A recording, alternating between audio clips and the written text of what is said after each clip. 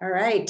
Well, welcome everybody. I am going to share my screen in just a moment. I'm so excited that you're all here. Let me share my screen and you'll be able to see my slides. Okay. So I want to thank you all for taking time out of your busy schedule, your busy life to join me here today to learn the 3 secrets to finding love after 40. This presentation is going to be about an hour, and we're going to leave an extra half hour for Q&A. I also want you to stay on till the end because I have a special offer for you, and it's really just for the people who have joined me here tonight. So I am excited to share that with you. And I invite you now to please shut down anything that dings or pings or distracts you in any way so you can give the webinar your full attention, because this is your time and I want you to interact with me. I'm going to be asking questions and I'm going to want you to chat in the chat box throughout this presentation, as I do not enjoy just talking to myself. This is for you and I want to hear from you. And if you don't know where your chat box is, it's usually in the bottom of your screen. If you hover over the bottom of the Zoom screen, there's a little chat box there. Most of you have already found it. I think by now most people have been on Zoom, and it is very familiar to all of us during the pandemic. I was an early Zoom user. I think I used it when Zoom just started, which was many years ago.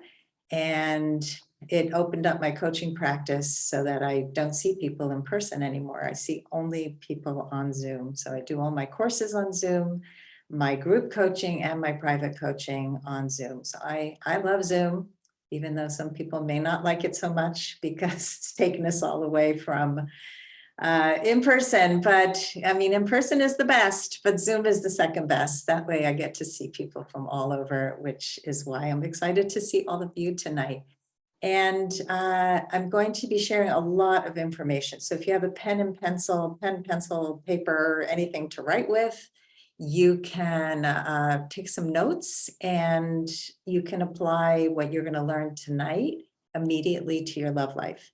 There will be a recording that will be sent out tomorrow. So if you miss anything, you will get that too.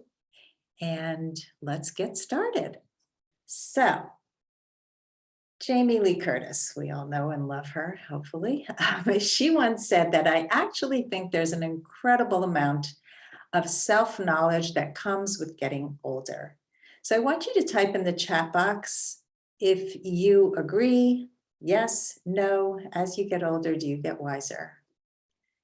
Hello, Lily, who's having trouble with your camera. I'm glad you're here. So Shella agrees and Kiki agrees and Patricia says, yes, we're getting a lot of yeses. Joan says yes. Lily says, absolutely wiser. And Holly says, yes, if you are self-aware. That is a good point. Not everybody who ages gets wiser. Some people just kind of get older.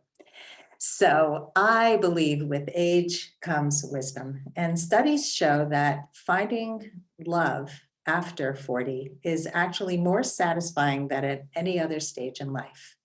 And it makes sense because as we get older, most of us who are self-aware are emotionally stable and we're more focused on the present. We know what we absolutely must have and what we will no longer tolerate in relationships. Let me know if that sounds like you.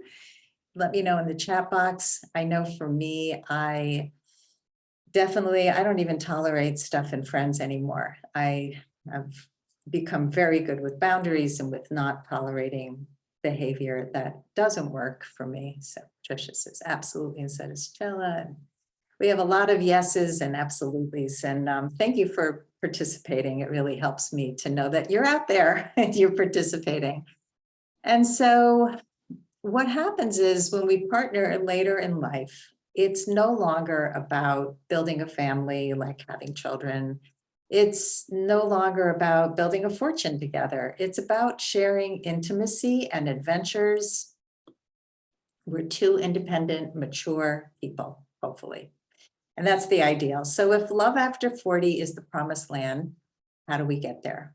Well, I'm glad you asked because that's what I'm going to be talking about tonight. And just for those of you who don't know me, here's a little bit about me. I'm just going to give you a quick Cliff Notes. I am Sandy Weiner. I'm the founder of Last First Date, and I have another website called The Woman of Value, which is for women to honor and value themselves in all ways, particularly in the realm of business. And I'm a women's empowerment coach, a dating and relationship coach. I am a TEDx speaker. I just applied to speak again on the TED stage in February of next year. So I'm really excited about that. And I'll let you know when that comes out. Hopefully I will get chosen. I'll find out in a few weeks. And I'm the author of Becoming a Woman of Value, How to Thrive in Life and Love. And I'm working on my second book, which is going to be called Choice Points in Dating. And it's about all the ways that we can choose different paths when we're dating. And I realized that so many people who I came in contact with were telling me, I feel like I don't have any choice. Like I was born this way, I didn't have any choice, and I disagree with that. So I wrote a whole book on it. And I have two podcasts. One is Last First Date Radio, which many of you may have already heard about, and the Woman of Value podcast. Let me know if you have read my book or have listened to my podcasts, and if so, which one, and how you know me, which is always helpful to know. And my motto is, it's never too late to have the life and love you want. And I'm a firm believer that we can have it all. So here's what I'll be sharing tonight. The number one thing that keeps people over 40 single, how to create realistic requirements for a partner, and 3 secrets to online dating success after 40. And we have a couple of people here responding. Shall have both podcasts. Thank you. Lily, you read my book and listened to some podcasts. Thank you. And Kiki, you've listened to my podcast. Thank you. I appreciate all of the listens, and Patricia, Second Act TV, and Last First Date Podcast, and Holly. And I know Amy and I spoke before we started. She found me on my podcast. Well, she found me on Second Act, and now she's listening to my podcast. Last First Date Radio is almost 10 years old. I was podcasting before podcast was a word. That's why it's called radio. We were an internet radio show on Blog Talk Radio. It was a live call-in show with terrible sound quality. And I finally got off Blog Talk Radio and started hosting it myself, which I love. And I've met amazing, amazing experts in the field of dating and relationships. So my life is rich and wonderful because I get to do all these amazing things. So let's get into why are people single? What is the number one reason? Write in the chat box what you think is the number one reason that people in midlife are single. I would love to know what you think it is. Let's see if anybody hits on my answer. I'm going to take a little drink. Helen says fear. It's a good answer. Bina, poor choices. Another good answer. Brokenness from past relationships. Chella, very good. I like that one. Dina, lack of opportunities. Patricia says not knowing yourself. Good. These are all great. Statistically, women live longer than men, more widows than widowers. Hannah. True. Disappointing relationships, says Joan. And Karen says too picky. Kiki says not making it a priority because life is busy. These are all great answers. And Dina says PTSD from past relationships. I see this all the time. In fact, when I was putting out the emails for this webinar, somebody wrote in that she tried online dating, it was terrible, and she quit. So that's pretty common. Too busy to start over, says Amy. All great answers. So thank you so much for participating and chatting in the chat box. So my number one answer is limiting beliefs. And what are some of those limiting beliefs?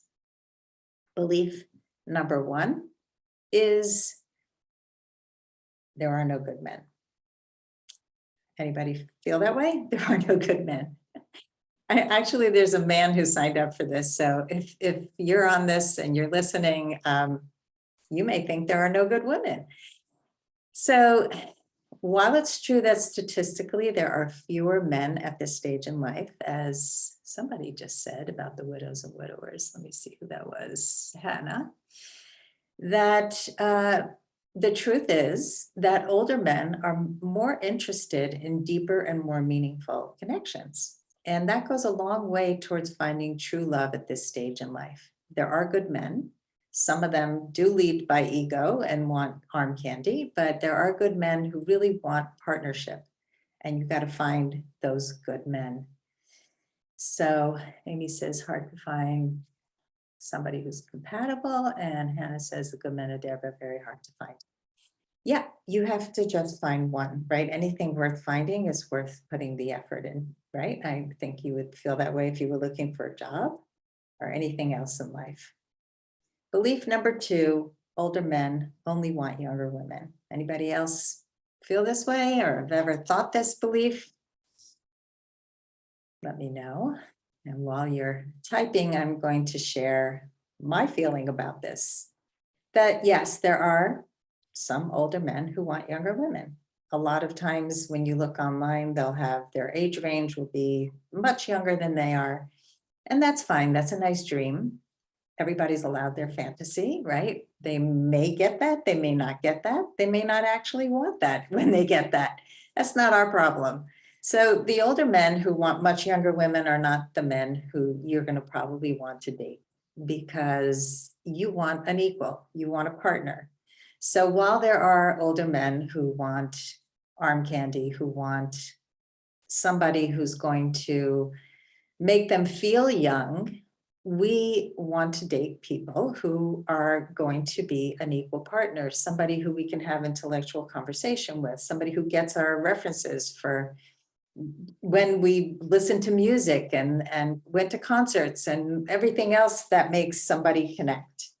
And Lily says, I always dated younger men. And so a lot of women do date younger men. And I encourage you to date men that you like, whether they're older, younger, the same age. It's really about character traits and compatibility and chemistry, which is something that connects us, not the age that we are, not the height that we are. We're going to go into all those things in a few minutes. Belief number 3, online dating is scary, it's hard, and it's filled with scammers. Okay, let me know how you feel about this. Anybody else have this belief?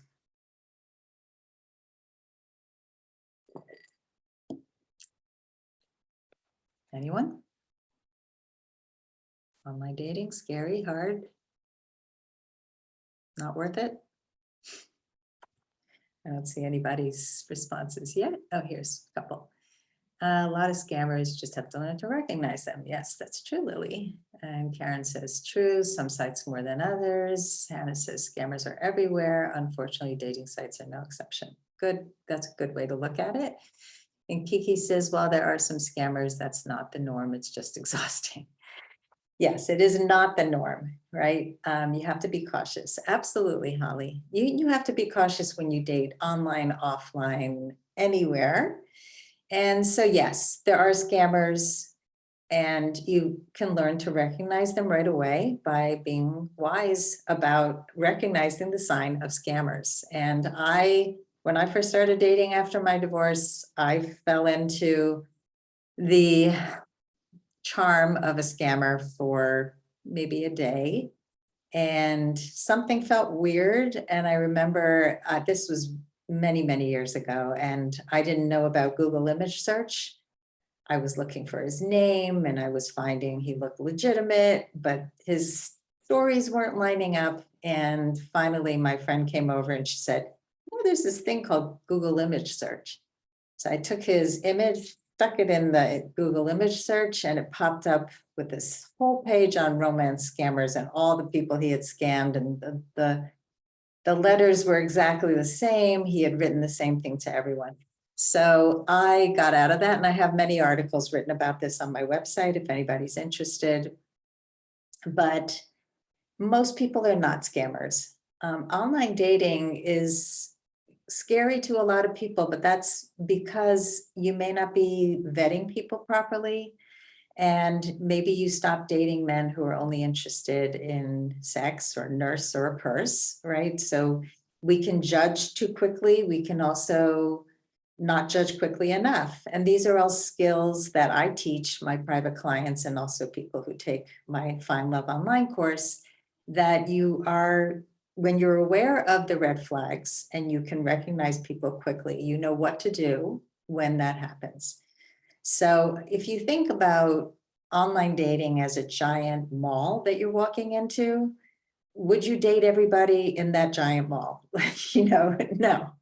And we think, okay, so there are all these people, you're going to get a wide variety of people on the online dating sites. And you just know, you have to know how to sift and sort.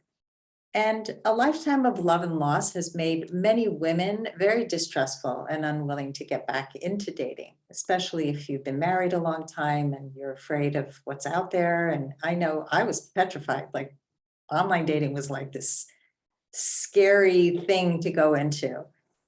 So instead of focusing on fears, which is what most of us do, I encourage you to think about what it will feel like, the feeling word, to be with the right partner. And that's the goal, to find somebody who's going to add value to your life, right? Dating is about the long game, not just I'm going to go on some dates and it's going to be horrible and it's going to be a waste of time. So while dating can feel exhausting and hard and scary, and it might feel like it's a better option to just stay home and watch Netflix, if you don't date, you're not going to meet men. It's like the lottery. If you don't play, you don't win. And you're only looking for one. We always have to remember, you're not looking for 100, you're looking for one. So dating after 40 can actually be fun. And the key is to change your mindset. Many of us come in with a fixed mindset, and I'm going to tell you in a minute the difference between fixed and growth mindset. And you may know already what a growth mindset is, but for those of you who don't, I'm going to just talk a little bit about what that is. A growth mindset is essential if you want to find romance. The growth mindset is somebody who sees challenges as opportunities for growth. And let me just show you a little chart, the difference between growth and fixed. So somebody with a fixed mindset in dating is going to give up easily. They're going to avoid challenges. They will not accept feedback. And feedback is both from the date. They may be giving you feedback and telling you things, and you may not want to hear it, call them a jerk, but they actually may have some good information for you. And the other part of feedback is I encourage everyone to debrief every date. And this is something that I work with my clients on. Every time they go on a date, we look at how did they feel when they were with that person? What side of you did he bring out? We also talk about green lights. What are some 3 good things that you liked about that person? What are 2 things that are yellow or red flags? So right away, you're focusing on what's good, what might not be good, what did you do well, and what could you do better? And so a fixed mindset doesn't do any of those things. Fixed mindset said, they didn't work. I've been on 3 dates that didn't work. I'm done. Going back to my couch, going back to Netflix. So a growth mindset is somebody who sees setbacks or rejection, they keep going, right? So you're not going to just quit after a bad date. You're going to see a challenge as a growth opportunity. You're going to be learning from every date. Just like I was saying, when you debrief your dates, you actually can apply the learning to every single person that you meet. And consistent effort leads to mastery. I used to teach a program called Love Mastery, because you master dating, you can master dating and find love. And I really believe that love love is our birthright, but dating is a skill set. So let me know in the chat if you think you have a growth or a fixed mindset when it comes to dating, and especially online dating.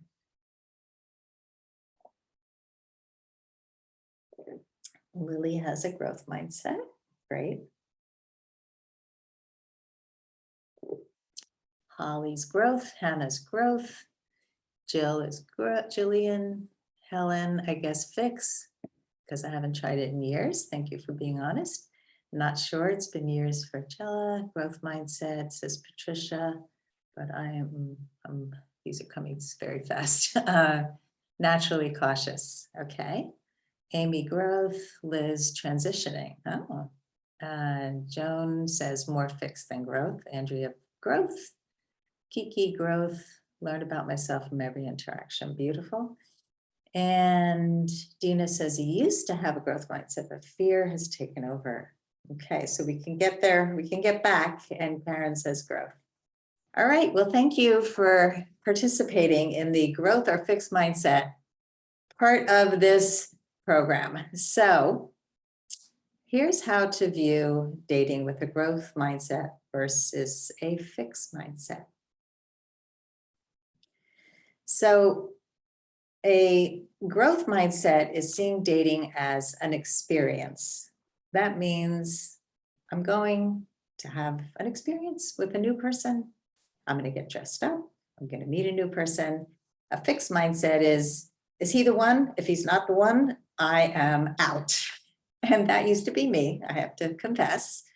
I used to get fixed up on blind dates in my 20s, and I would be so angry at people who fixed me up with somebody who wasn't perfect for me.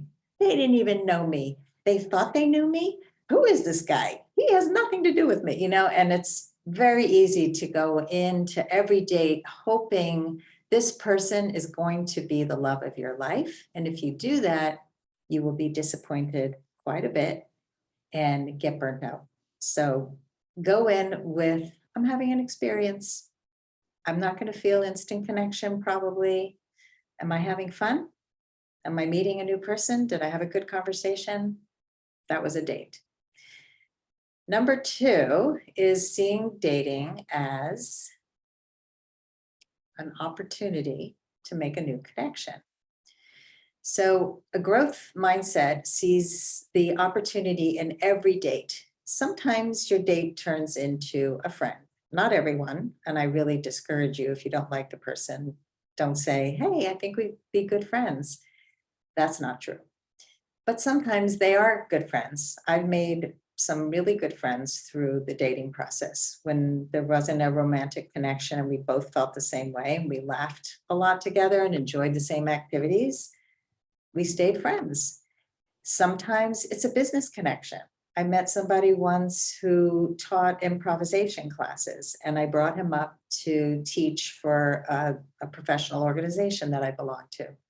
So you never know, and they can also introduce you to other people who might actually be a better match. So growth mindset, open mind, opportunity to make new connections.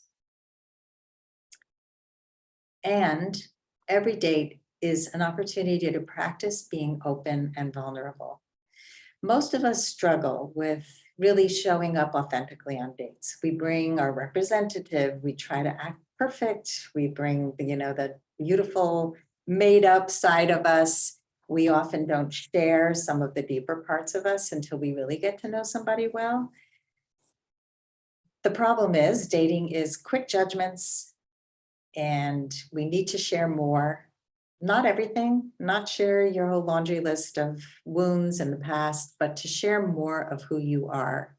And that requires some preparation. And in my course, Find Love Online, I have hundreds of questions and conversation starters to help you do that, because most of us struggle with that level of vulnerability.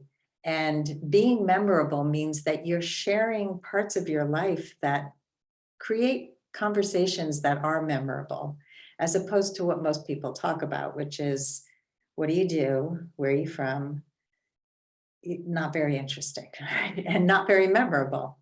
So you're going to always be growing and learning if you're viewing dating as a growth opportunity and with a growth mindset. People also sabotage their ability to find love because they have unrealistic requirements for a partner. So we all have lists, right? What's on your list? I would love to hear from you guys. What's on your must-have list? This is an area where I see a lot of people struggle. They have things that are not realistic, or, it's just sort of, when you talk about being too picky, there's also not picky enough about the right things. So I'd love to hear. A growth mindset is on your list, Jillian. Kind, says Dina. Good.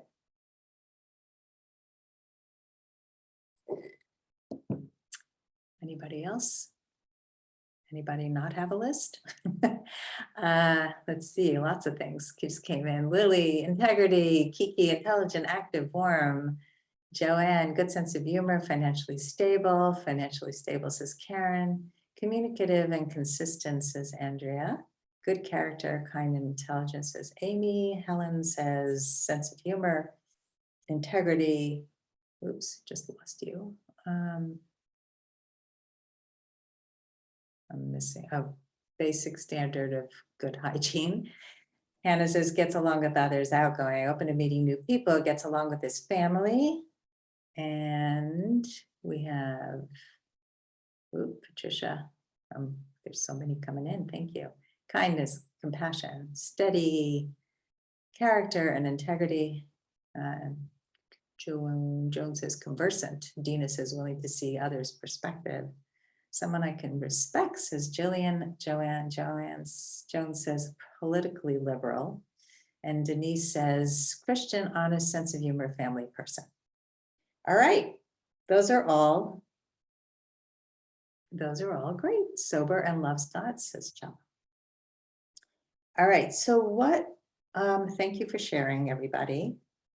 And so we often have these unrealistic requirements, and I have the bionic man up there because I think many of us would like to build the perfect partner, right? Like that bionic man, he's got muscles and he's got all these qualities that we want.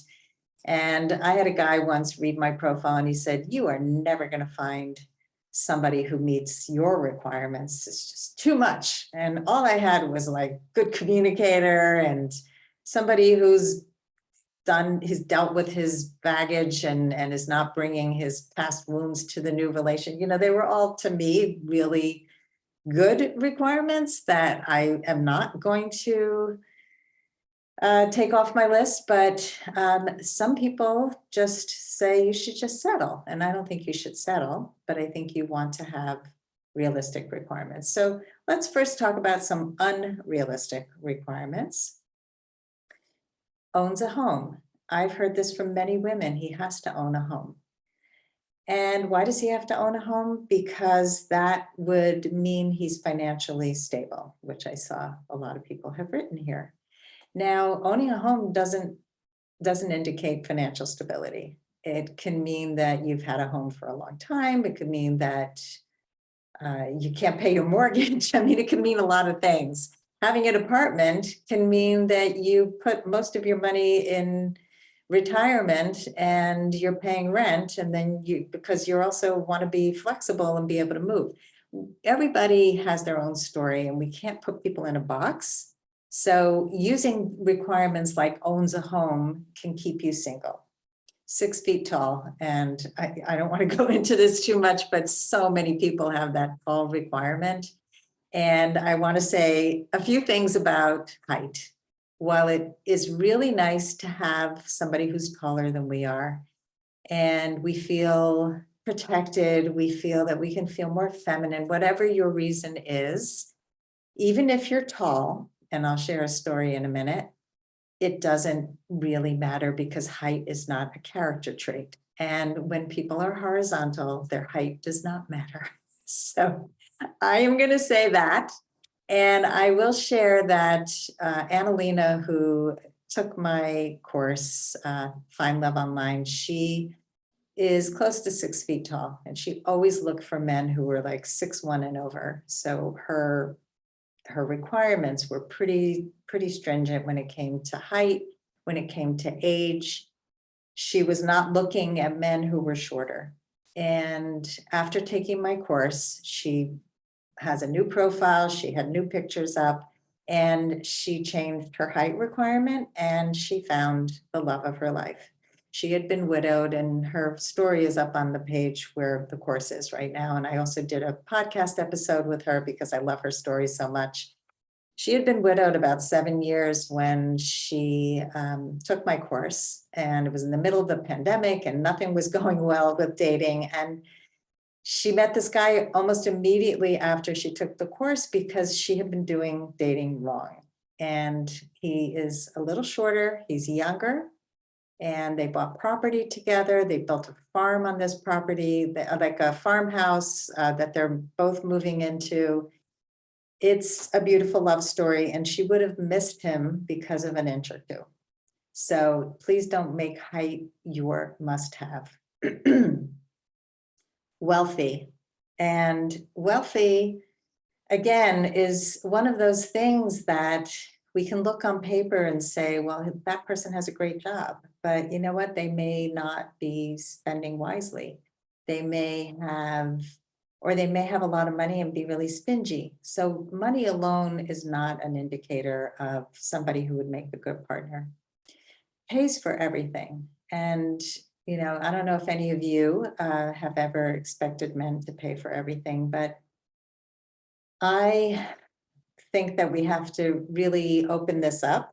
We're living in the 21st century, and women are making money, men are making money. It's a very different world that we live in. Do I believe that it's nice when men pay for women? Absolutely. Do I believe that men have to pay for everything when you're in a relationship? Absolutely not. And a lot of wealthier women have ended up in beautiful relationships with men who have less money, and they work it out because the relationship is what is of the essence. I have a client who's been with somebody for about 7 years now. She met him while we were working together, and she had a lot more money than he does. So she has a vacation home that he comes to. When they travel, he pays for part of the stuff that they do, maybe the hotels, and she pays for the flights. He contributes at his level, and she is willing to be okay with that because everything else is working. So think about the big picture and whether you can live with somebody who doesn't pay for everything. It's a pretty common thing these days. And the last one is full head of hair. Now, that may seem like a joke, but I can't tell you that there are women who say he has to have a full head of hair, even if he's like 70 years old. He's got to have his own hair. And that's just a ridiculous thing to want, because you're going to negate all the men who are balding and bald, who can be sexy and wonderful, and hair is not a character trait. People also expect instant chemistry, like I'll know it when I see it. And that is just not realistic either. You can't have zero chemistry, but if chemistry is at a 4 or 5, or you can imagine kissing this person someday, the person with all the right must-haves, your chemistry is going to grow. If they don't have the right must-haves, it will never grow. So let's go to some of the good things that we're looking for. Emotionally mature.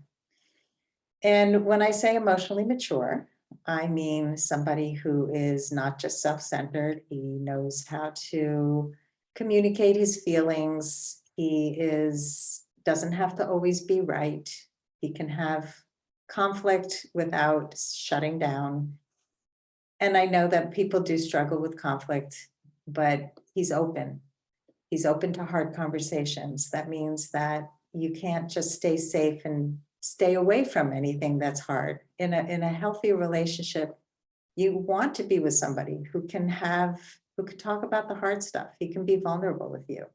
Somebody who's honest is a given, somebody who's respectful and sensitive, and somebody who's affectionate and has the ability to make good decisions. These are just some that I've come across in the clients that I have in my own list. And again, these are all open to interpretation. And we often get our must-have list wrong. And because of that, we miss some amazing people. And Holly says, bald is sexy. And I agree. I have a son who's bald. And he looks pretty good. So I want to share with you a quick exercise, 4 steps to building your must-have list. So if you'll do this with me. Step number 1, think about how you want to feel when you're with this person. And I'm going to give you an example. So most women will say safe in some way. The safety is one of the top things that women need to feel when they're with a man. And there are lots of types of safety. So there's emotional safety, there is physical safety, there's sexual safety, there's safety on lots of levels, financially safe. So, people have mentioned financial stability, and in our current environment, I want to encourage you not to think of it as stability, because many people who have very good finances, financial health, have lost a lot of money in the stock market in the past year. My finances took a big hit, and I'm one of the most careful people, very conservative. I didn't do anything risky or crazy. It's just I have investments and they did terribly this year. But I didn't go and pull them out, and I didn't go and buy a Mercedes Benz if I could afford it. It's like so an example of financial responsibility is somebody who rebuilds wealth after a divorce, who doesn't just focus on what his ex-wife took from him, but he actually does something about building up his wealth. So if you want to feel emotionally safe, who does he have to be for you to feel that way? So an example with emotional safety would be he'd have to be a good communicator. He'd have to be somebody who can deal with conflict. So you see how this works? So you can finish this at home, but think about how you want to feel. Who does he have to be for you to feel that way? And then write down the top 10 traits that a man must have, and then narrow it down to 5. These 5 are critical to helping you find love. What happens is people write their list and something's missing, and they give him a pass because he's good looking and he makes them feel sexy and he gives them attention. And so the fact that he had to be able to have tough conversations is thrown out the window.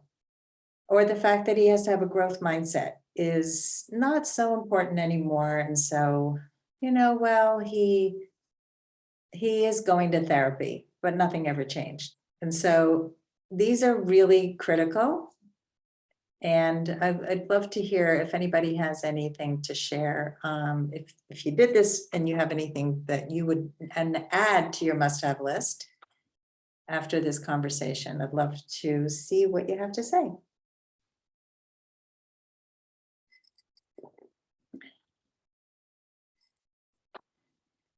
I have to remember to drink because I stay unhydrated unless I have water near me at all times. Anybody else need to drink all day? Especially with the weather changing. Anyway, so I don't see anybody adding anything yet, but I want you to work on this list because it's really important. Lily, you always have water nearby like me. Thank you for saying that. So when you have this list, you can go shopping for men and dive into the world of online dating. So we like to shop for men. So let's talk about those 3 secrets. What are the 3 secrets to online dating success?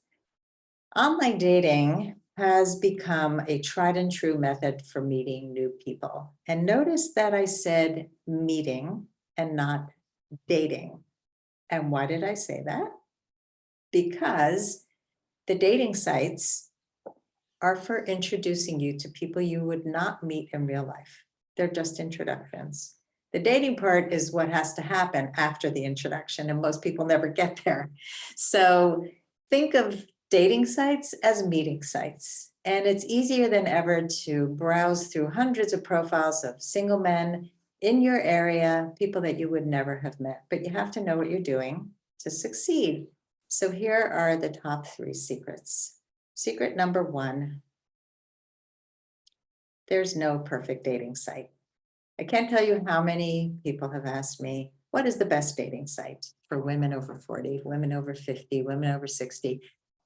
There is no magic dating site. They all work. People find love every day on every site. And so you need to go on a dating app, a dating site, and give it some time. And again, if you don't know what you're doing, you're not going to have good luck.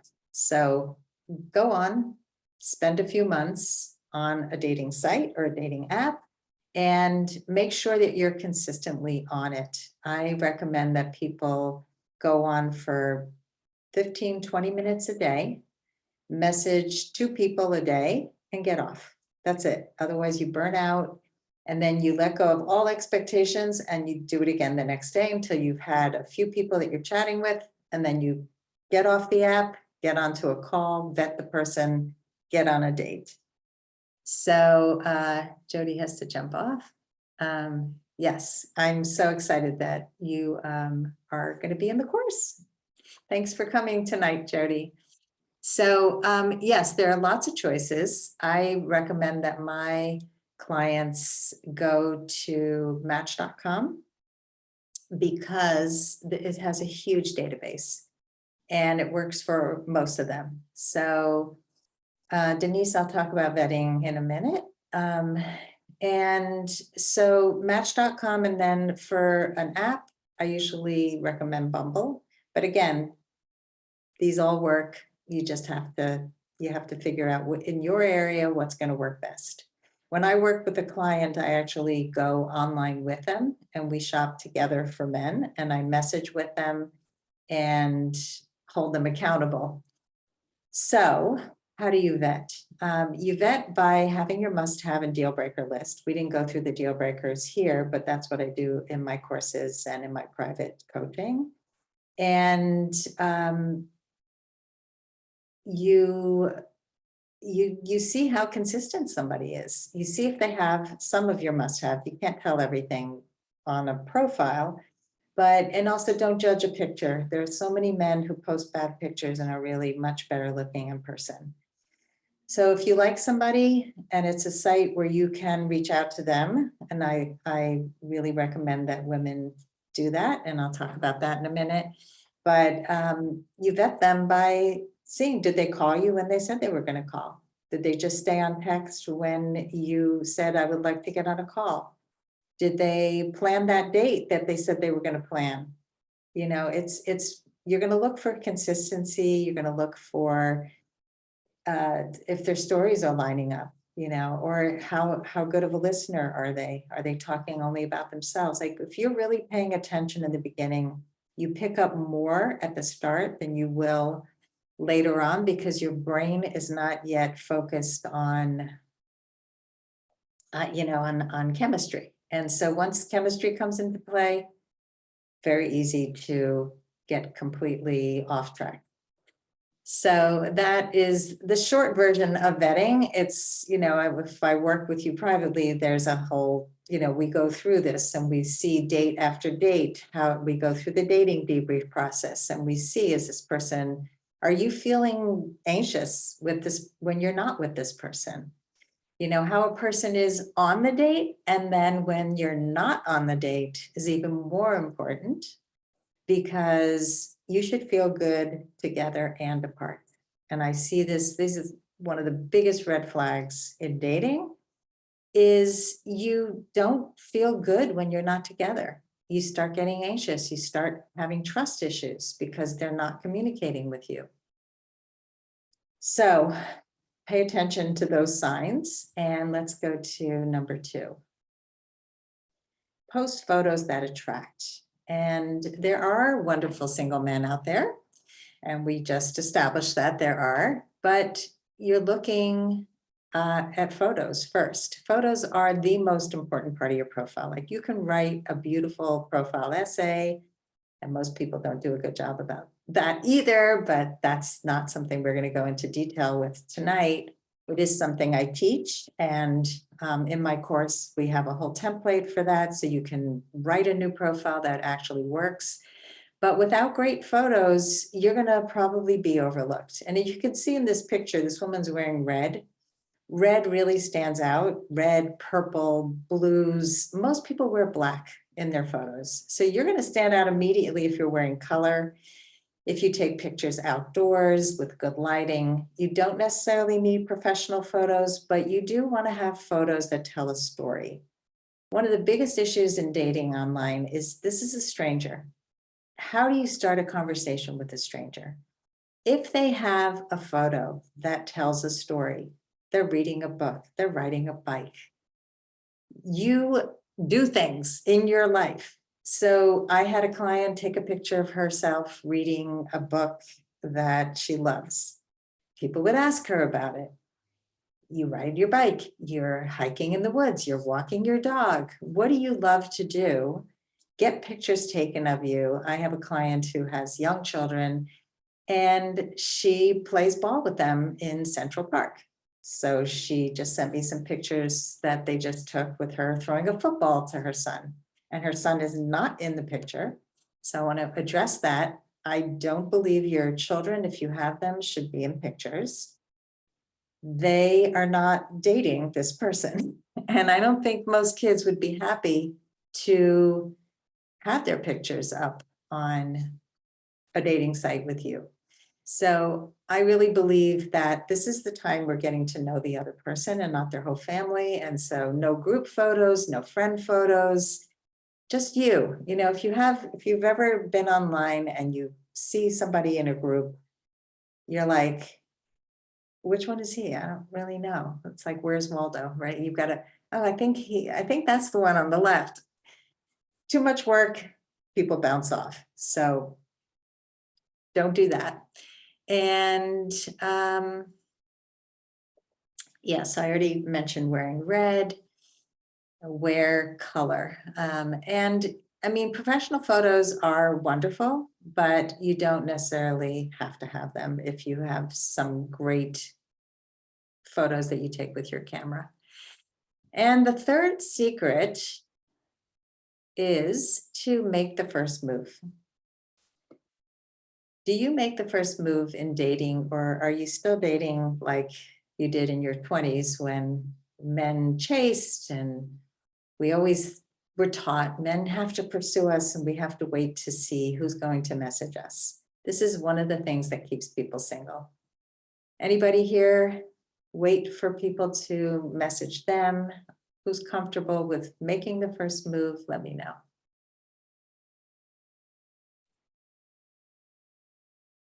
Anybody?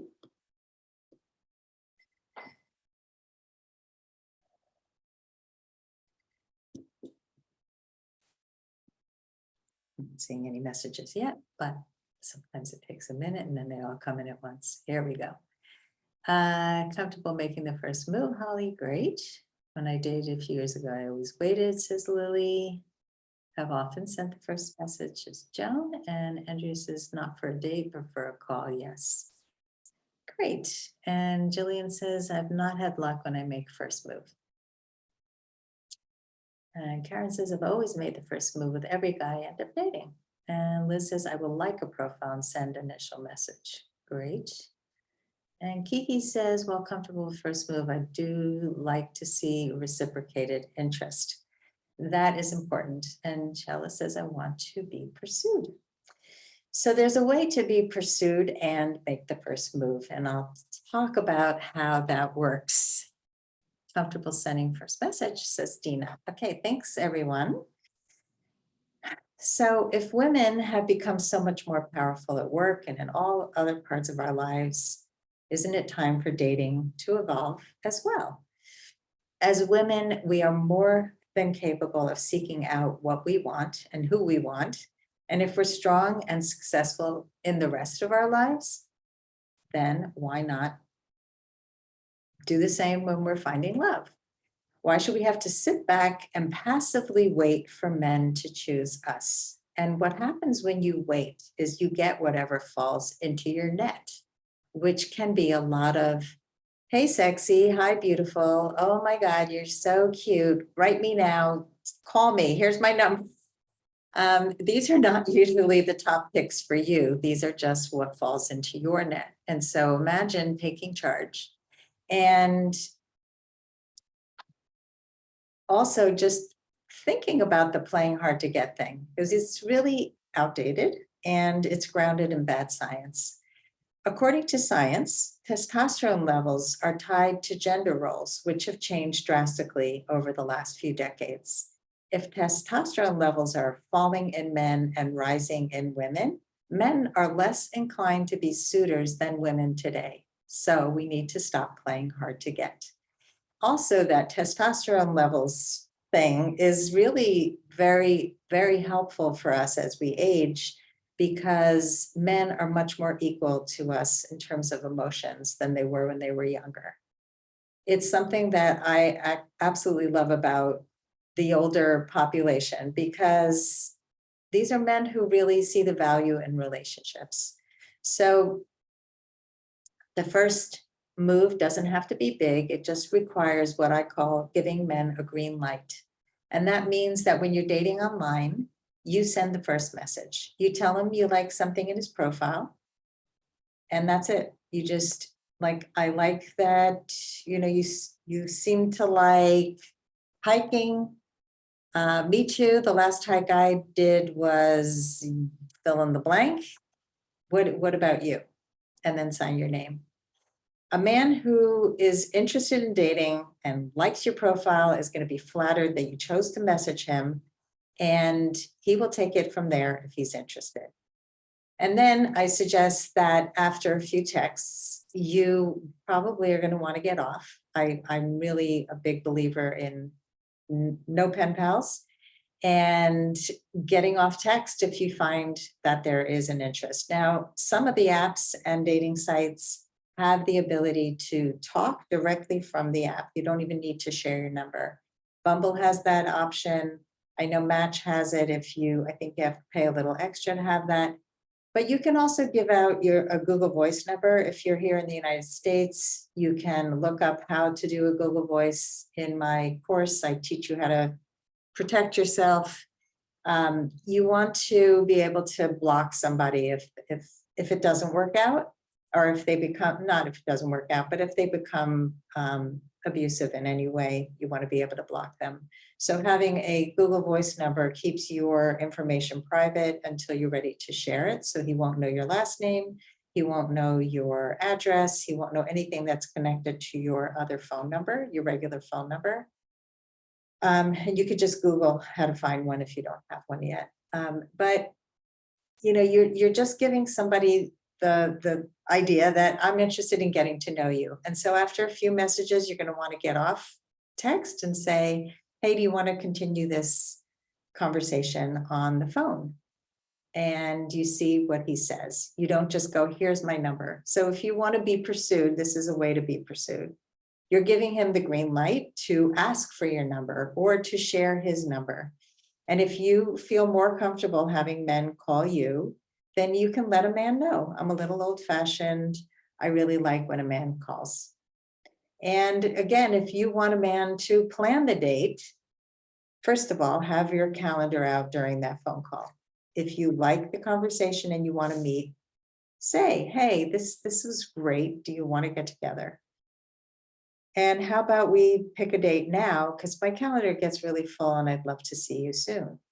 So these are all ways that you're being assertive but not aggressive. This is my philosophy, because a lot of times people say this was great and then you never hear from them again. And I find that with online dating, there's a lot of flaky people, and there are people who mean well, but they forget who you are because they've not met you yet. And so having your calendar up, putting a date down, telling a man, I love when a man plans. I plan all day long. I really attracted to men who plan.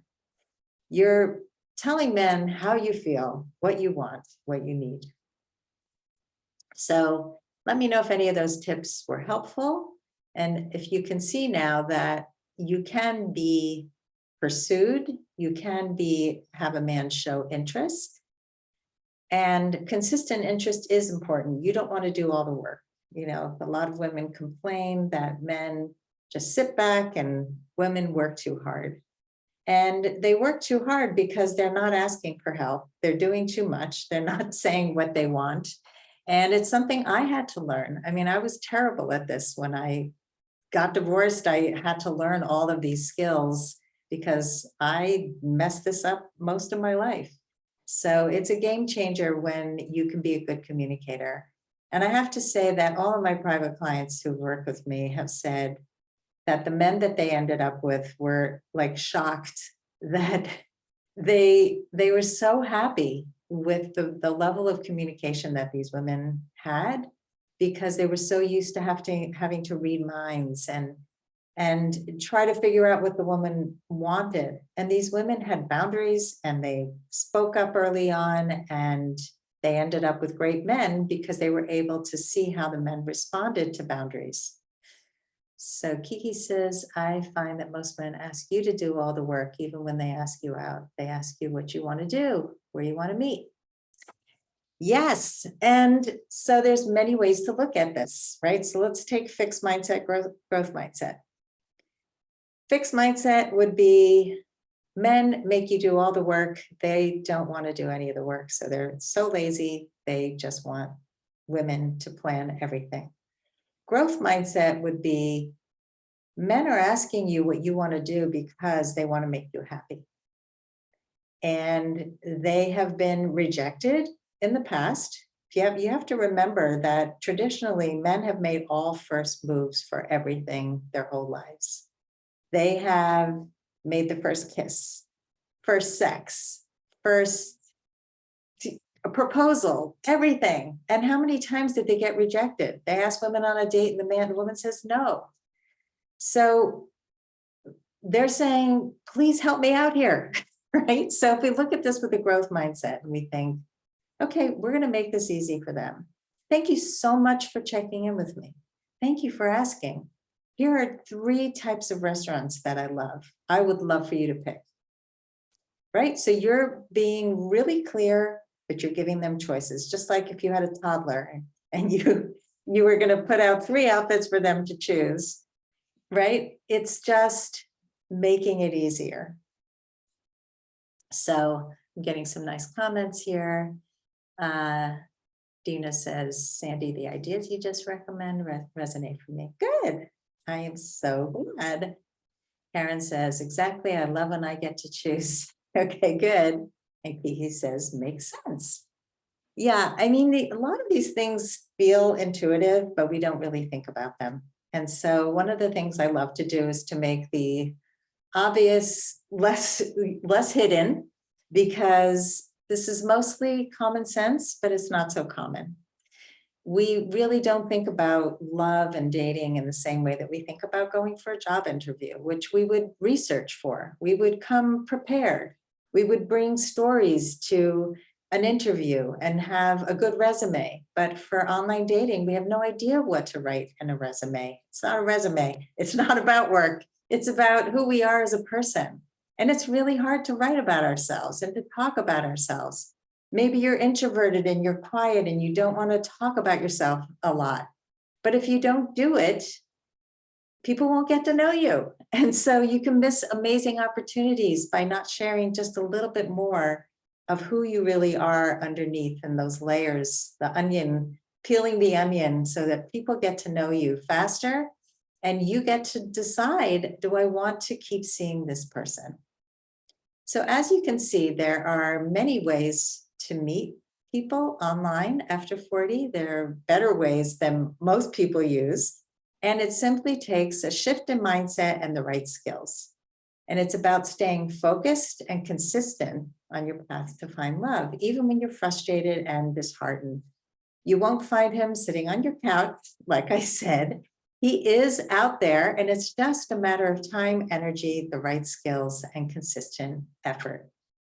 So let me know if you're ready to put what I taught you tonight into action. Let me know in the chat who's ready to put some of these new ideas into action.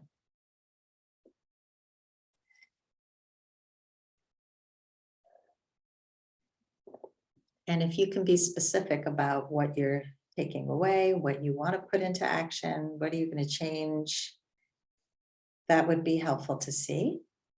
And while you're doing that, I want to share with you. Sheila says, I've forgotten how to date. It is a skill set, and I can help you with that.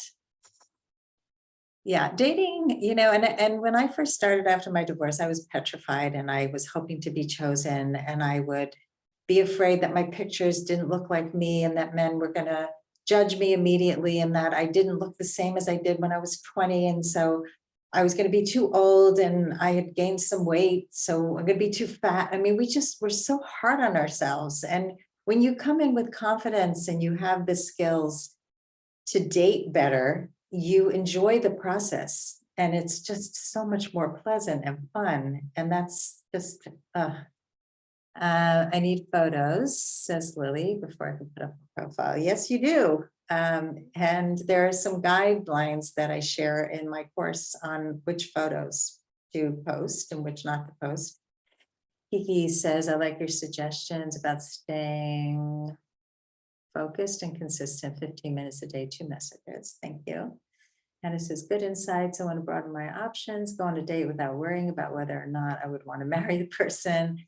I want to focus on just enjoying the date and not deal with the marriage question, even if others around me feel one should get married and not date someone too long. Yes, it's about you, not anybody else. And Patricia says, I've forgotten how to date too. It's been a long time and I'm willing to try. I'll be writing a profile and getting some photos. Excellent. And Dina says, I think a lack of self-confidence, how does one strengthen and rebuild that? Yeah, so how do we strengthen self-confidence? Consistent effort to get out of your comfort zone, try things that scare you, to do things differently, and to stop worrying so much about what other people think. And that takes time, but you have to get started and you have to get out there. If you're hiding and not dating, you're not going to build confidence in the same way. And Andrea says learning to be more authentic in dating. Excellent. So here's the truth. Many of you are going to leave tonight. You're going to have some new ideas. You're going to go out and get some new photos and do your profile over. You'll have some new insights, but most people lose momentum after something like this is over. Like you listen to my podcast and you go, this was a great idea. And then what was that idea again? I listen to so many podcasts and how many times do you actually apply what you learn and do something in real time? And it is hard to adapt new skills on your own. It's really helpful to have guidance, which is why I have created a course. It's called Find Love Online. And I created it during the pandemic. This is the 8th time that I'm teaching it, and registration closes October 30th. So it's a fraction of the price of private coaching. And if you have ever struggled with online dating or even never tried it, I really highly recommend this 4-week course. It's like a boot camp. And so it's called a step-by-step guide to find love online after 40.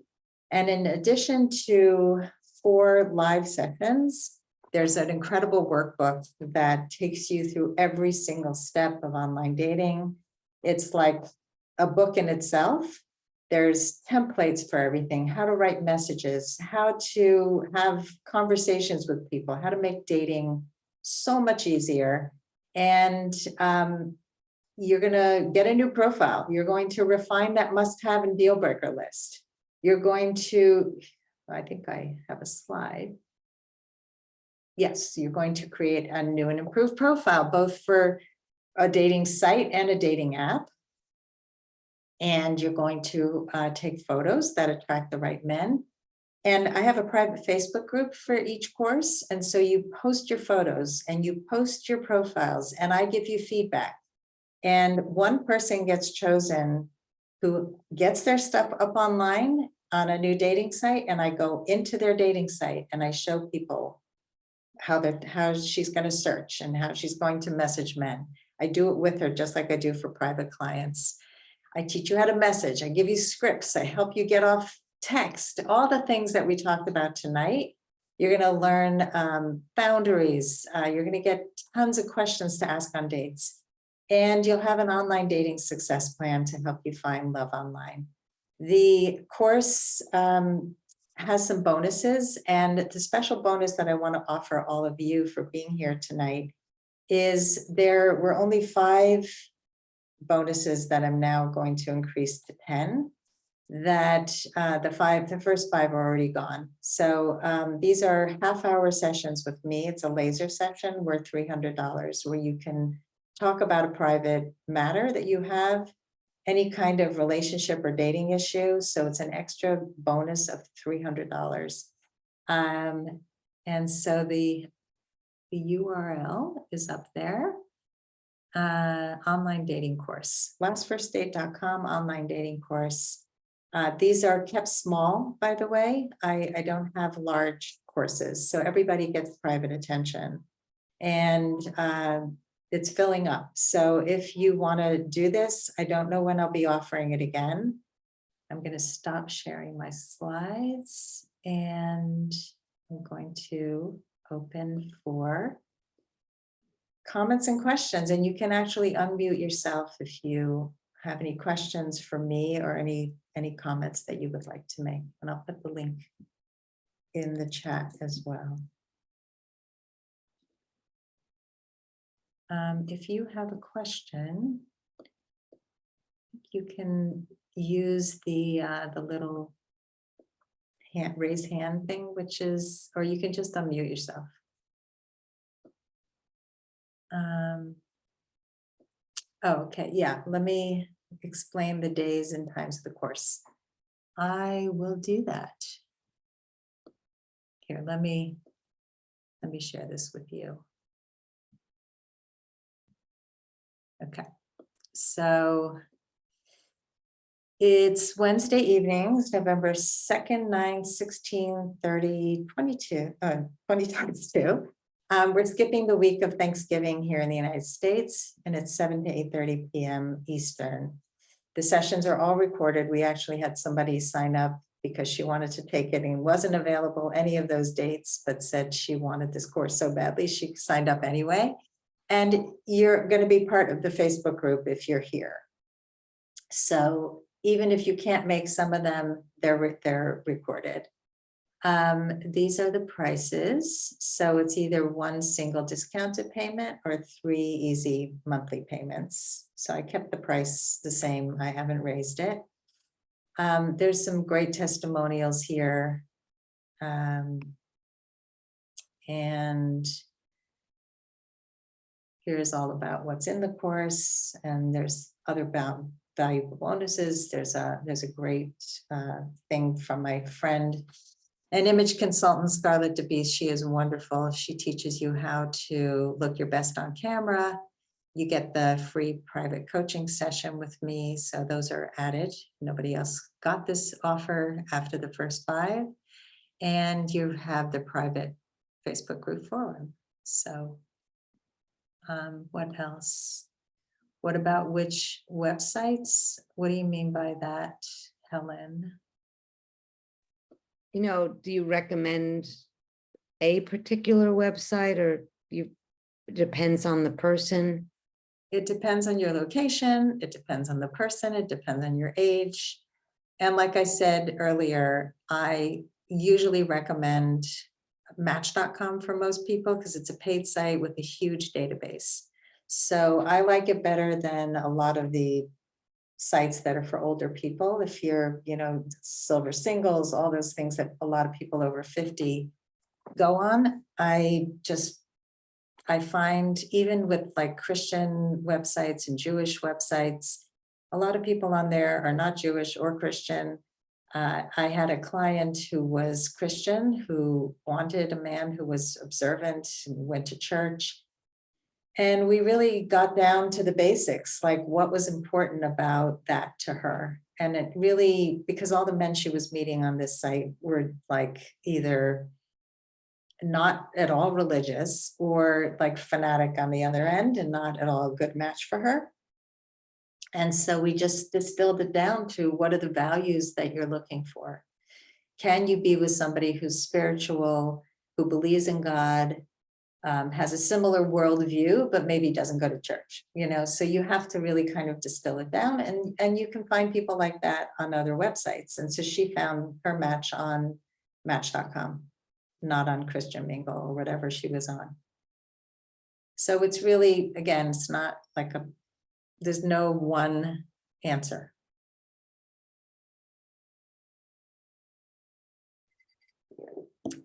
Anybody else have questions or comments? Anything you want to share?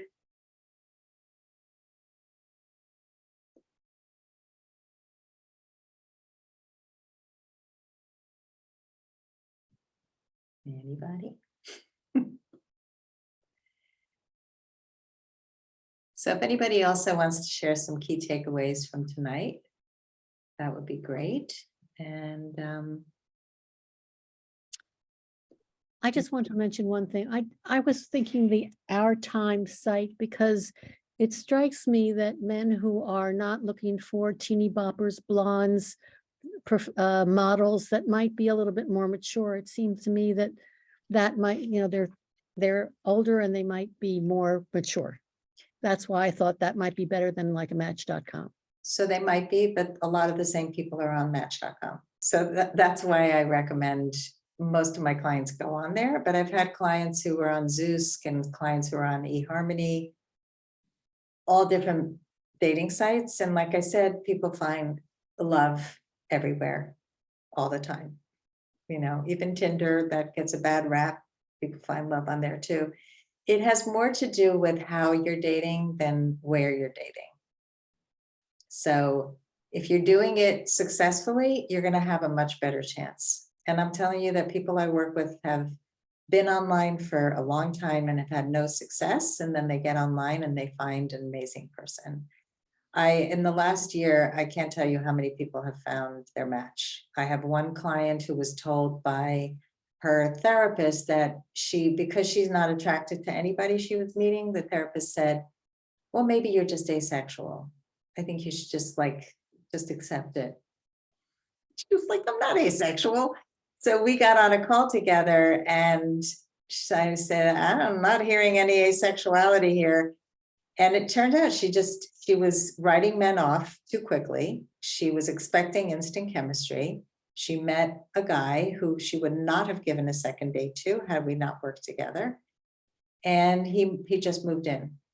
They are an incredible match. They have amazing chemistry, but it wasn't immediate. And in the beginning, he did some things that really bothered her. She had to speak up early on. He showed up at an event that was, her daughter was performing somewhere, and he just showed up with like flowers and surprised her and was like really off-putting for her. Like she just wasn't expecting him there. And she had to figure out how to say, I really appreciate that you're thoughtful and you're kind and you drove all this way, and too much too soon. Like I'm freaking out a little here. And so being able to have those conversations and be vulnerable, which most people just don't know how to do. And so that's one of my passions, is to teach communication skills and boundaries and how to ask for what you want. But first you have to know what you want. So this stuff What works. about Bumble? I always think Bumble is for the 25-year-olds. No, all ages. All ages. And you can even now access it on any device. It's not just on a phone. We got some nice comments. Okay. So I hope that was helpful. Thank you. You're welcome. All right, so we had some nice comments about the thing. And then how can I ask any additional questions later or tomorrow, says Dina. Dina, you can email me tomorrow when the replay email goes out. You can email from that email if you have any questions. Hannah said, very helpful insights and suggestions. We'll look at match.com. I've been on JWed and saw you at Sinai. I have not had success.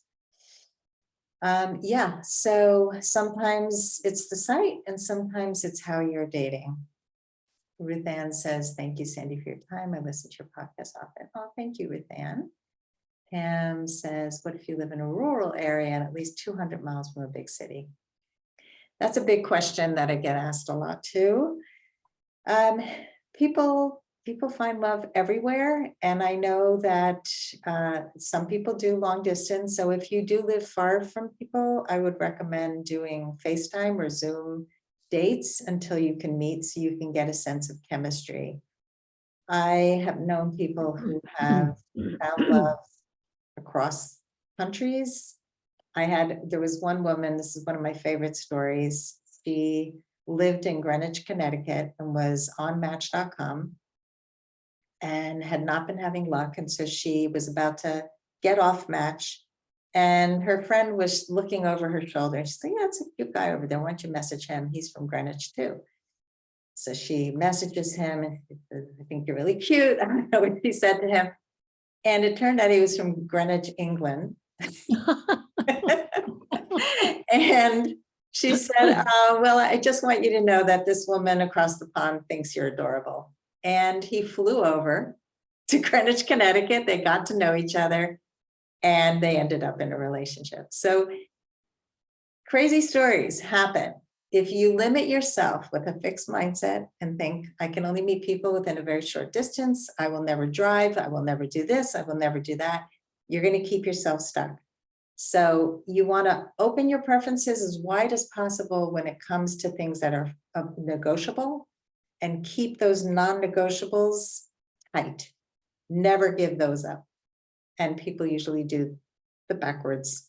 They're too flexible on things that matter a lot and not flexible enough on things that don't matter. You're welcome, Dina and Amy.